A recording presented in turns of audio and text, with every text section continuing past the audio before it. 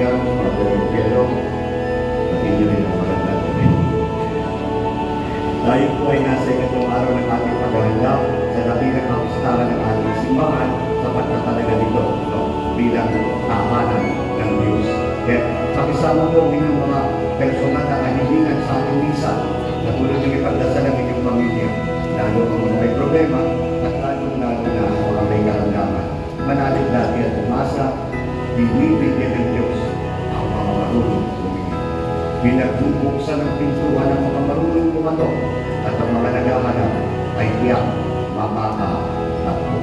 Magsimula tayo sa tandaan po, sabay-sabay natin sabihin, sa ngalan ng Ama at ng Anak at ng Espiritu Santo, Amen. sumainyo ang Panginoon. At sumainyo rin. Mga kapatid,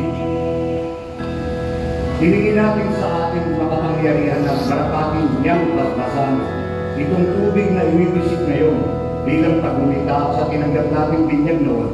Pagkalooban nawa niya tayo ng panibagong lakas para sa pamamanaling na tapat sa Espiritu Santo na ating tinanggap.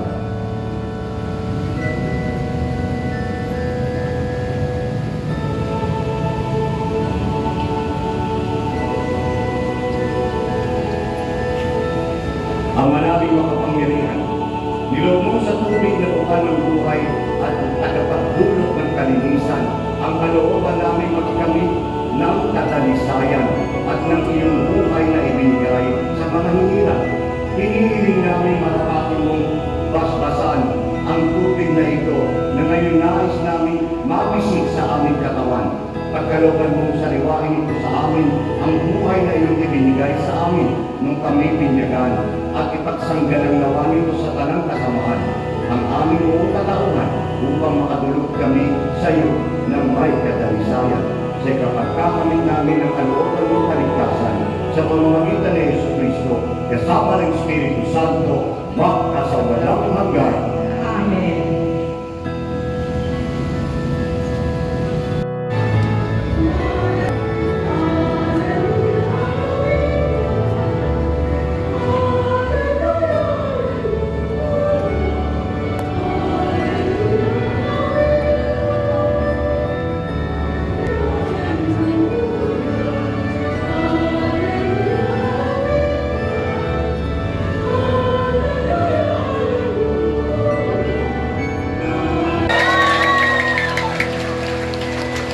Ito ay isang araw na nakila at dapat na natin pasalamatan ng gusto. Ipakita sa Kanya na tayo ay nagpupunta sa templo upang makaniig natin makaisa at makasama ang Diyos. Tanong ni Solomon sa unang pagbasa, maaari bang manirapan sa lupa ang Diyos? Oo, sa templo nito naninirahan ang ating Panginoon. Sa anyo ng tinapay at alak, ito ang ating tinutubo para tayo magkaroon ng katatagan sa harap ng mga pagsubok sa buhay. At kung kandilala na kasi hindi pag-asa, dapat meron ako kayong pag-asa. Sabihin sa katabi nyo, may pag-asa ka pa. Pag-asa pa ba? Sana ito din.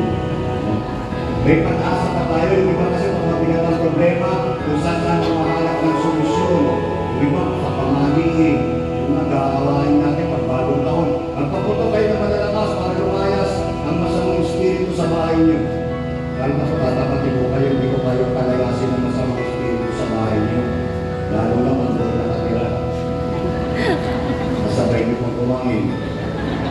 Tatabi niyo pang matulog. Ang demonyo. Mahirap yung palayasin. Asawa niyo yun. Tiisan nyo naman kasi nagumpa naman kayo, magsasama kayo hanggang sa wakas ng inyong buhay. Diba? Yung iba, aasa ng solusyon sa problema sa mga hula-hula. Mahula ka ka sa kamo, ganito yung buhay natin. Nagsisikap naman tayo, hindi tayo maasenso. Pag kayo pumasa dyan ang solusyon sa problema nyo, sabi mo sa lalaki pa rin, anong solusyon sa inyo? Hindi niya alam kung anong solusyon sa inyo. Aray mo, sabi niya, ito, hindi ka tayo. Ako, cancer.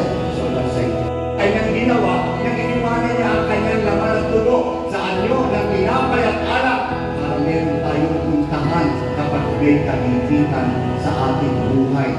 Kung may pangalawang kandila kayo, kandila ng pag-ibig, o tawag mo iba, kapayapaan, aking pag-ibig pinipili ko. Kasi ang pag-ibig ay napakadakila at ngayong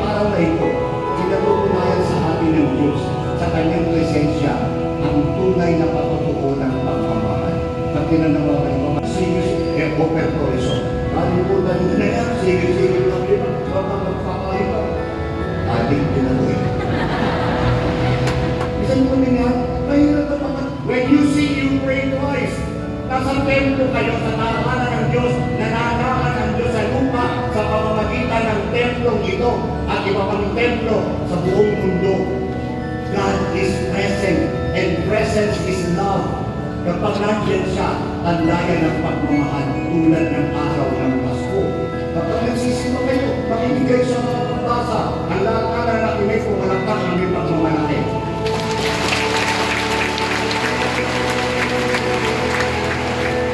Tungkol saan? Tungkol saan? Nalimutan mo ba din? Kasi nga kahit yung napapasa, kung ano sinasabi, isa matandang mo yung lector, sabi na ng lector, the first reading from the book of Revolution. Abuhin mo tao. Tanda na kasi. Tapos sabi, brothers and sisters, this is the end of the world. Hindi matay na katanda. Di ba? Kahit yung tapos sa niya na pinapasa siya, inisip ka edition, o pinamigay yung unang pagbasa. Pagbasa. Pero sabi nga sa ewan ko. At least maganda yung konti na bigay. Di ba? Kaya makinig kayo. Di ba naman, pag sinabi ng tagabasa, unang pagbasa, yung mga tao, unang pagtulog. Dalawang pagbasa, dalawang pagtulog. Kaya makinig, tulog na tulog. Sermon, umihan na! You are in the house of God and God is present with you. Be the best possible person that you can become. Hindi pa ba? Saka nung sinubukan, dahil sinabi ni Father, talaga? Ano sabi? Ganto? Ano ka sabi? Ganto ba? Puro maganda yung basta nga siya. Basta maganda! Nakalimutan ko! Wala tayo nakaalala. We grow in faith by listening to the Word of God. Yan ang parami. We listen, we learn, we live. No? Pero kahit isa sa buhay, kapag meron kayong narinig na inyong natutunan, na inyong isa sa buhay. Kaya kapag nandito, makinig kayo sa mga pagbasa. O kaya may mga internet na ngayon, pwede kayo mag-download ng videos. Di ba alam na yung pagbasa? Sumunod kayo, magdasal kayo. Kaya paano, kasal mo naman ang dasal, hindi mo yata nabibigay sa nandun sa akin. Huwag kayo mahinig. No? Ganun talaga. Ay ba, mga magulat na nandito, lahat ba ng gusto ng anak nyo, binibigay nyo? Para walang tao. Lahat ba ng gusto nyo ng anak nyo, binibigay nyo? Bakit ko naman bibigay lahat ng gusto natin? Pero pag kailangan ng anak nyo, kahit ipangutang nyo, gagawa nyo yan ng parang. Kasi kailangan niya. Pero hindi naman sa Diyos. Hindi lahat ng gusto nyo, eh kailangan ibigay sa inyo. Sabi ng bata, Mami, kainin ng 500. Sabi ng nanay, no? 400? Bakit naman nagiging mo 300? Mami mo ba yung 200? Akala ko na yung kumita ng 100. Kwenta ka, mahirap kitain eh. 20 pa kaya. Buti may 10 pa ako dito. Kwenta 5 piso. Pinamay, 10 piso na. You will not always get what you want, but God will provide you with everything you need. Tatandaan tao mayroong pag-asa, may pag-ibig. No? At may kagagatan, binibigyan tayo ng Diyos kung ano man yung ating kinakailangan sa buhay. Yung pagkakata, dumarating ang subok na hindi dumarating ang anak namin, yung pagmagawa ka ng maganda, si Totoy. Yung magpapasok kasi sinasabi nitong Paris Christ. Sumulat kayo ng prayer request at ilagay ang inyong sulat sa ilalim ng kama ng Baby Jesus. At sa Pasko, makukuha ninyo ang inyong kahilingan. Ito ako ay 3 taong sumusulat. Dear Jesus, bigyan mo naman ako ng bisikleta sa Pasko, laptop ko. 3 taong sumulat ang bata. 3 taong wala naman ng bisikleta. Pero sinabi na naman tayo, sumulat kayo. Hindi na sumulat ng bata. Pagka masusulat, wala naman nangyayari. Pero nagsimba ka. Tapos ng misa, nagpunta sa Bidel. Doon yung libon. Kung walang nakatingin, kinuha yung libon ni Mama Mary. At nilagay sa backpack, tapos sumulat. Dear Jesus, pag hindi ko ako binigyan ng bisikleta, hindi ko na makikita ang nanay mo kahit kailangan. Tandaan mo, huling mawala ko na ito. Kidnap or ransom na. Nakakagawa po tayo hindi maganda kapag hindi natin tumarating. We have to refine our request. Kapag baka hindi naman karapat dapat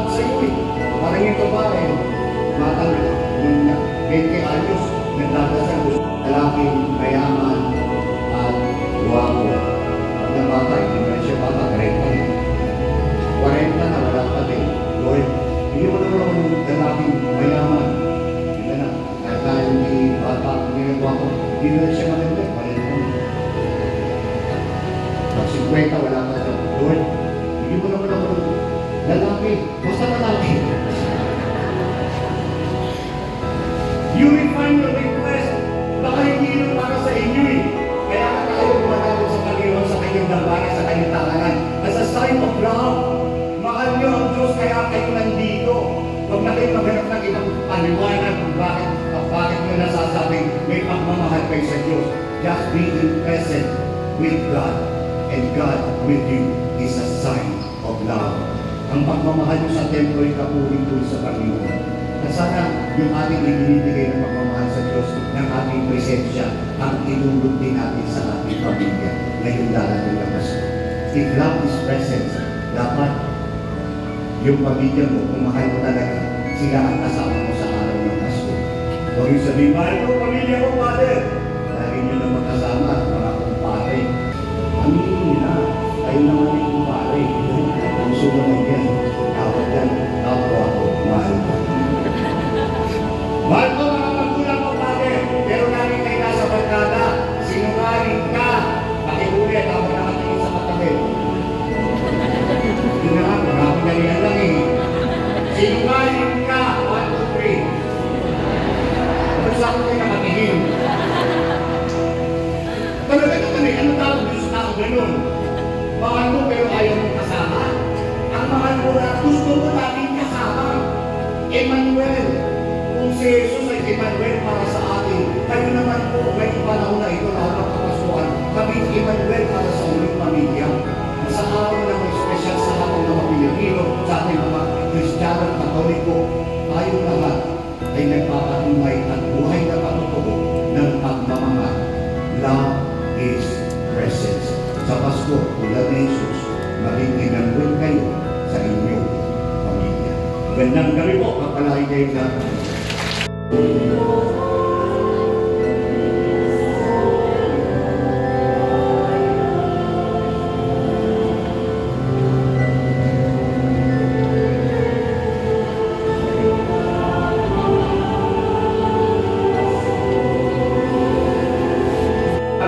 Sa pagdiriwang nito ay matutunan namin gampanan sa Espiritu at katotohanan sa pamamagitan ni Jesucristo kasama ng Espiritu Santo magpasawalang hanggan. Amen.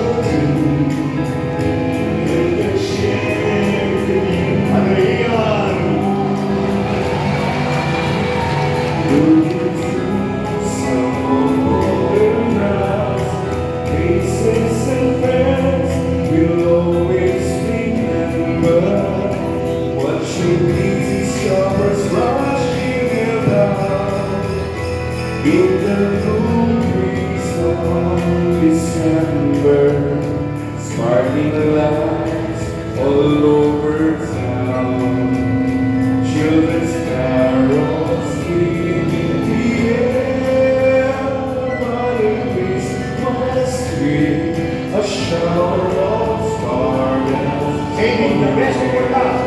Father Pino!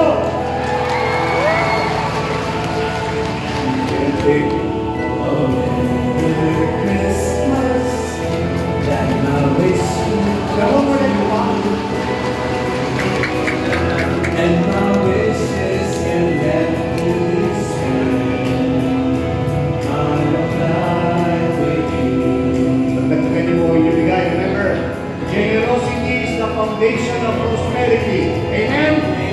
Ang marunong magbigay ay sa tiyak tatanggap. Hinamigit pa sa kanyang pangangailangan. Alayin niyo yung sarili. Give Emmanuel to your family. You are present because you love. Sabay-sabay na lang kami lahat. Looking through some old photographs, faces and friends will always remember. Watching Disney shoppers rushing about in the cool breeze of December, sparkling lights all over town, children's carols in the air, by a Christmas tree, a shower of stardust on your head.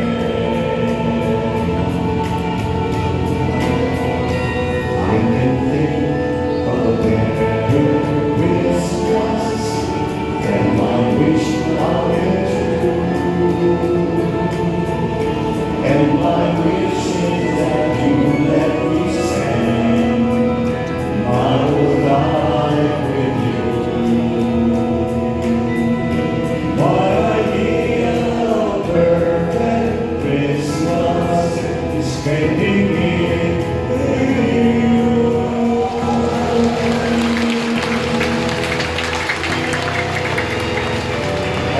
Sana lagi kayong biyayaan ng Diyos para lagi din po kayo makatulog. Kaya Father Pino, magpapasalamat po. Viva San Jose! Viva! Viva San Jose! Palakpakan natin ang ating patron sa ating napakasayang gabing huling gabi ng ating rito, bisperas ng pagiging 40 na ating bilang simbahang tinalaga. Salamat po sa ating punong tagapagdiwang.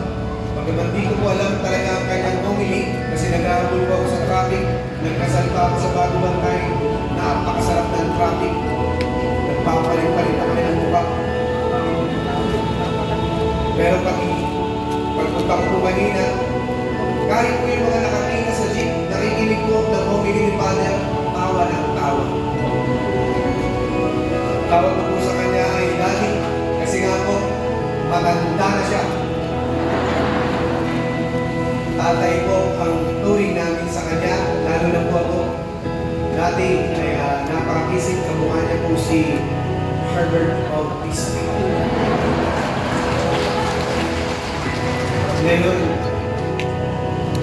Bautista na lang. Pero isang alaman, isang inspirasyon, isang minamahal na pare. Daddy, thank you very much po sa pagdalaw sa aming parokya. At sigurado ako yung nagmulay kanina, magkakaroon na tayo ng isang kama. Isa lang. At kalahati para sa ating Casa de Silencio. Reverend Father Bong Guerrero, maraming salamat po. Birthday po natin po kahapon, awitan po natin siya.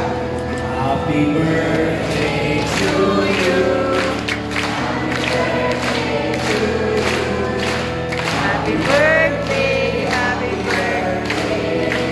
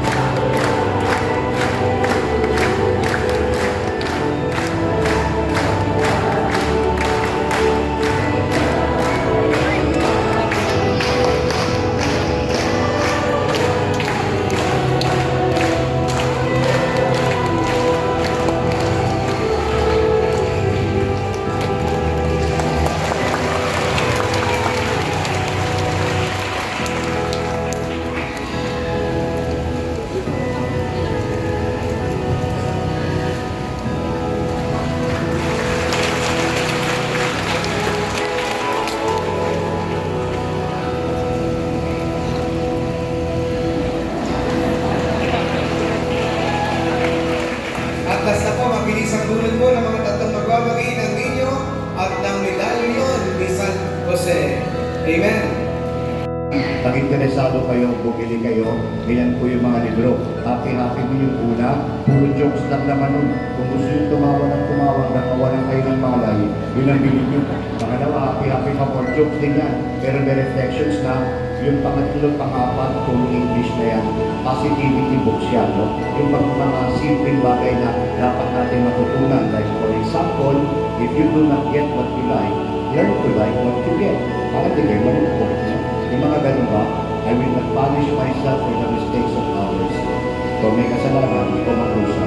Bakit ako magpapahirap dahil sa iyo? Ganun yun.